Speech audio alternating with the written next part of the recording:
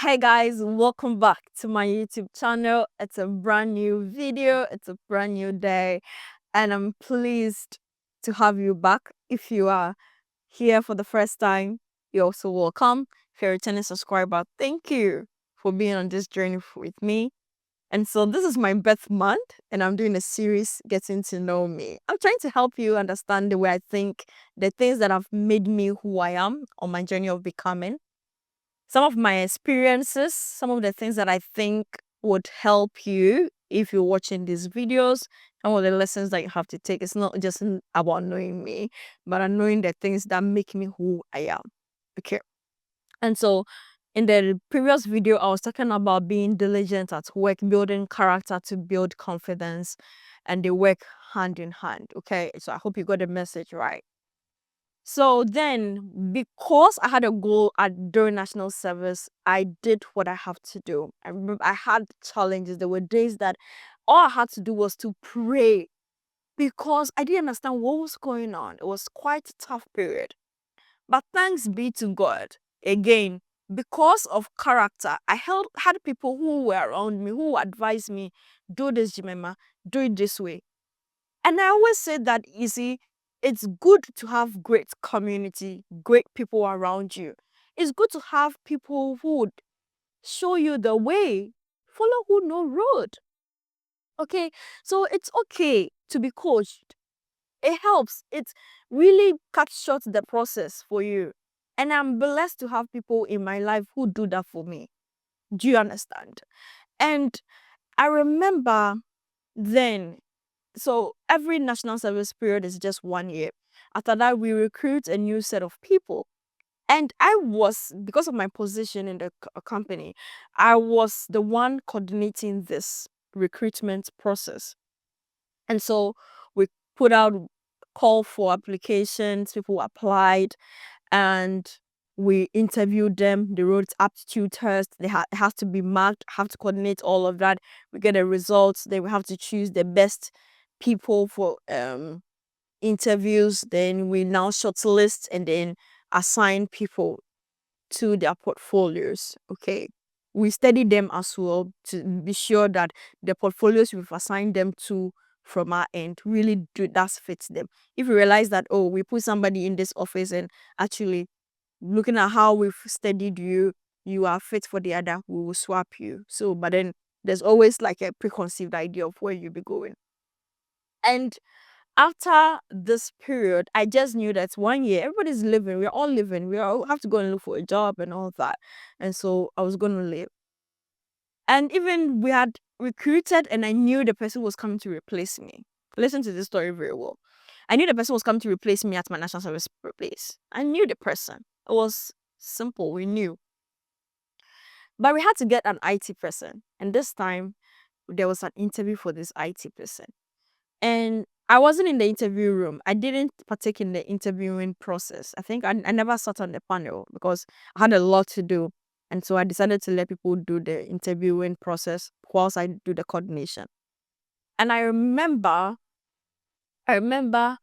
during this IT person interview, we had already chosen the people. So I knew who was coming to replace me. But we just needed somebody for the IT office. And so they had the interview and I was in the room. Would you believe what happened there? After that interview, my boss then said that she hasn't found anybody to replace me. And so she cannot let me go. I hope you understand. If you've experienced national service, you know that it takes certain organizations to retain you.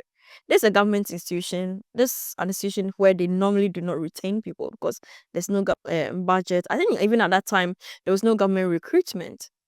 But the boss said, nah, she thinks she hasn't found anybody to replace me. That testament, I'm God's letter of recommendation. I felt it. I felt that Bible verse living in me. I'm the aroma of Christ. Like, they have smelled the aroma of Christ in the room. She gets it. So, I didn't know. I had never heard that. So, my boss came out. She left the conference room first. And then she was going to her office. I was going to And I think I was going to discuss something. I had other things I was going to discuss. So she entered the room and she was like, what am I up to after national service? I was like, I'm going to look for a job. I'll apply for universities outside to go and read my master's. Or I'll perhaps go to my father's farm and go and farm. I remember I said that and she smiled and she was like, okay, um, do I still want to work in the office? Then I said, we don't apply. We already have somebody who's coming to replace me. So I don't know. And she was like, I don't think I found anybody like you. So I want you to be here.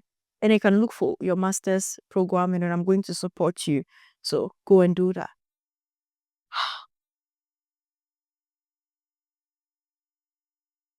What? What did I hear?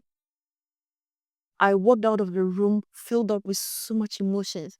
I went to sit on my decks and I was at my desk and I was just crying.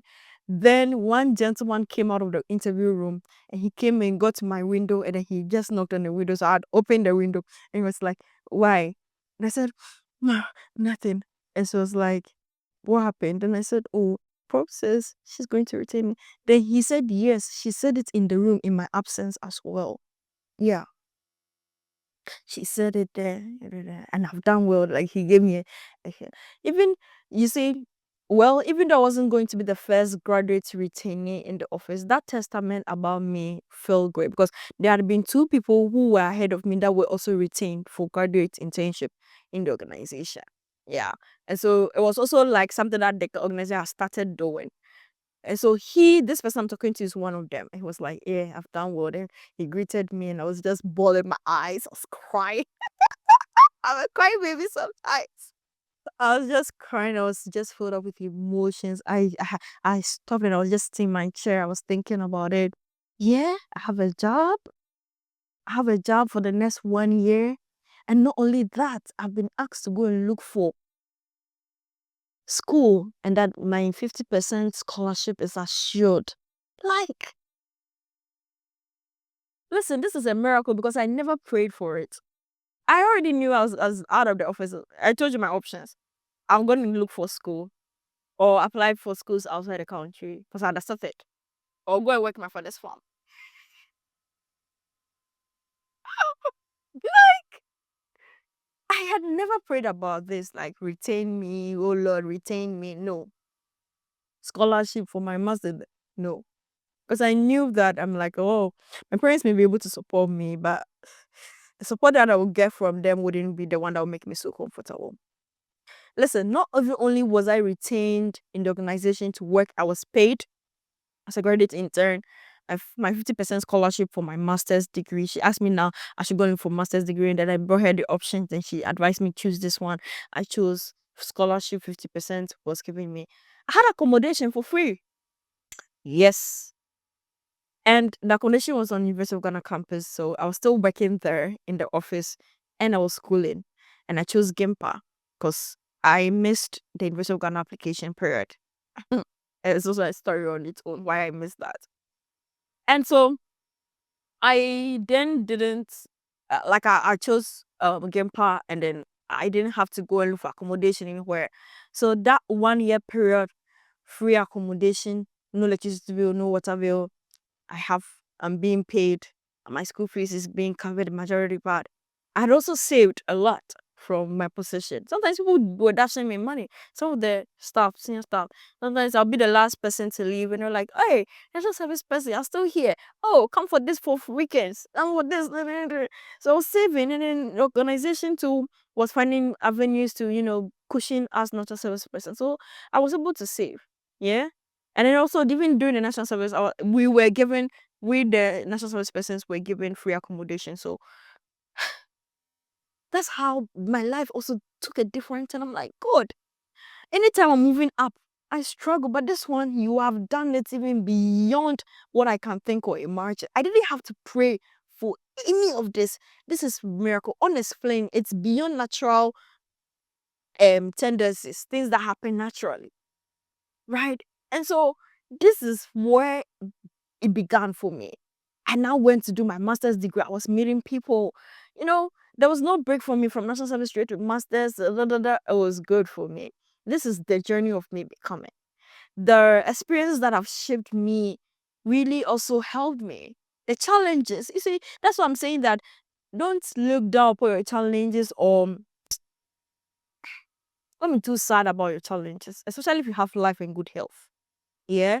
Even if you lose your job, cry, learn from the lessons, but don't let it dampen you. Yeah, it's there's seasons where you will cry, you feel like a whack, like all those things. Cry, let the emotions out, talk about it, heal from it, but become better. The challenges you face shape you. I remember when at a point in my life I was being shamed, body shamed when I was a child. I nearly committed suicide. I don't think I've spoken about that, but I nearly committed suicide. When people hear that, they said, Jemima, why are you talking about suicide? I'm like, yeah, it's my experience. It is my experience. I remember that time when it happened, I went to tell my mother. In fact, she found out that I wanted to take the whatever I wanted to use to commit the suicide. Then she took it upon herself to make sure that those people who were body shaming me got punished. And she told me that I'm her daughter. That's where she took me on the journey of helping me understand why they gave me my name, Jemima. Yeah, there's a story behind it. Why they gave me my name, Jemima. One day I'm sure I'll bring my parents, or either my mother or father, or the two of them together. We'll talk about that if it's needed, right? Let me know in the comment section if you want it. I'll arrange for it. Why they named me Jemima. So she told me about that, and then it also helped me shape my purpose. So understand your name. Perhaps there's a journey for you to take. Now, my parents decided then that when I was in primary school, they wanted me to move from the village to the city and go into the boarding house because they had their own plans, right? And I came to write entrance exams in Accra. You know, when I was schooling in the village, you are like limited resources, where the people don't have social amenities, all the social studies things that why people migrate from the village to the city. So I had all those things that you were like low amenities, educational, da da da da da. But they prepared me for the exams. My parents are teachers, by the way. Prepared me for the exams, and I came to write the exams at Achimota Primary School, where people from all walks of life here in Ghana are writing exams. So one of the best or good primary schools you would have, especially government schools, right? And I was the 30th person on the list. So when my father came to see when my father came to see the my position on the list, because it wasn't arranged alphabetically, so there was no way my daddy was, and I believed it that it wasn't based on the alphabetical order. In fact, my surname is Okain, so there was no way I was going to be the 30th out of about 70 people that they picked. And my father was so proud of me, was so happy that I got an admission and all that. And so I came to Achimota School.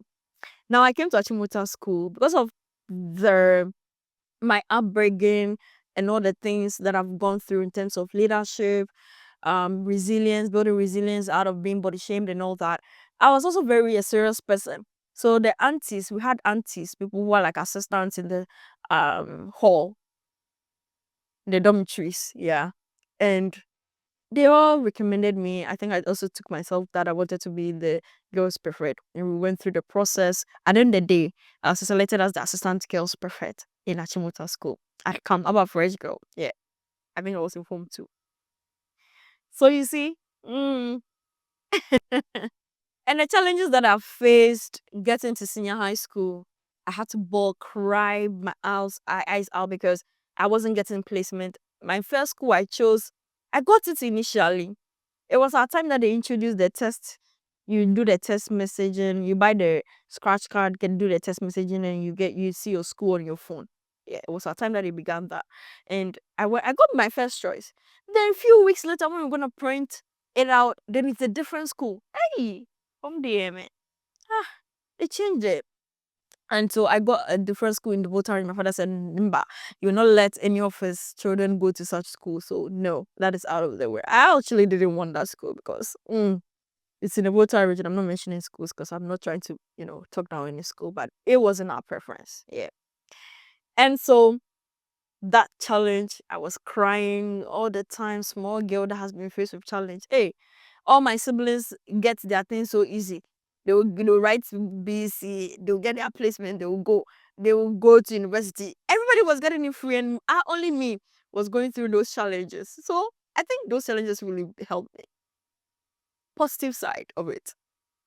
Also happened the same way when I was going to university. So yeah, you'll never understand somebody's journey or who they have become. Like I've become also became very tough. Yeah. I became very tough. And I don't know, it also brought out certain negative things about me. I'm always very defensive. You can be defensive for it to be positive, but I can do the extreme. I'm quite very defensive. And I'm always striving, feminine energy, you have to be calm and all that. I think those are the things that really toughen me up. It toughened me beyond what I was supposed to be toughened. How I was supposed to be toughened. I'm working on that. I'm working on that. And the Holy Spirit is working on me, bringing me the gentle spirit. So yeah, in this month, you see all those days. I'm working on that. And what again do I have to say about my journey? Ah, what again? So I would say that we need to pay attention to our journey, our experiences, the negative, the good, and the bad, because they make us up. You reflect on them and then decide which one you want to focus on. Because those things you're experiencing are not just for nothing. They are for a particular purpose in your life. And it shaped me on my journey. I look at things from a very circumspective point of view. Understand where God, the role of the scripture and God in my academics, in my work life, in my personal life, and all those things. And in building character, I've come to understand that the Bible has got a lot of guidelines for me. So when you study the Word of God, you get to know yourself and you get to know how you have to behave. So thank you all for watching this video. And I hope you also got a different perspective to my journey. I'm still going to share with you the miracle, the opportunities, the setbacks. Now, let's focus. In the next videos, I'm going to talk about my master's period a lot, the things that I experienced there and the job opportunities that I have to take. And I'm becoming a confidence coach. I think somebody asked me about that. I'll talk about it in the next video. Don't go, subscribe, like, and share this video. Bring all your girlies to come and watch because there's a lot of lessons for the young ones. Thank you all and see you in the next video.